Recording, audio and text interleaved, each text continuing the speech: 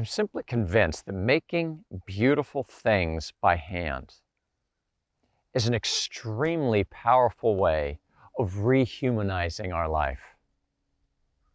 Always remembering that there's so many factors at work in life today that are dehumanizing us. We have to be intentional. We have to look for those ways, those things maybe other people took for granted in the past. We have to look for ways to rehumanize. And of course, we're all, as human, crafters. We have to craft a good human life for ourselves and for others. And this is moving at a very high level. But we're bodily. And I think we first really learn about what it is to craft at all by crafting with and in our body. You know, think of the human difference. Animals, they make things that are beautiful. A spider making its web, a bird making its nest. Think how beautiful those things are. They're just useful things for those animals' lives, but by nature they make them beautifully. We humans can do that on purpose. We could also, if we chose, focus on the utilitarian and not make things beautiful at all.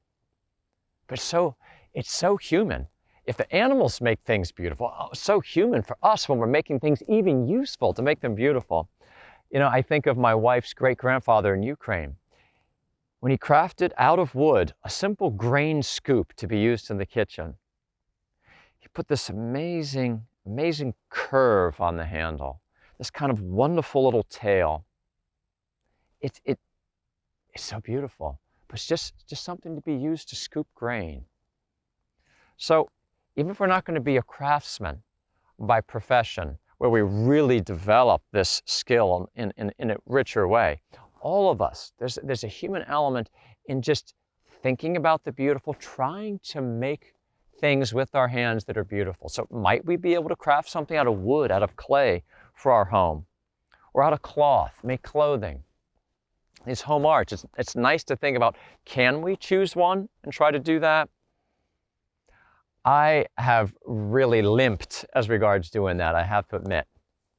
And so sometimes we want to go to something even simpler. One thing I love doing is splitting wood to heat my home. And once I saw a picture of stacking wood in a round, and you know, in making a round pile is very useful, but it's also very pleasing to look at. And so I said to myself, I'm gonna make a little extra effort to do that. And here's something incredibly simple.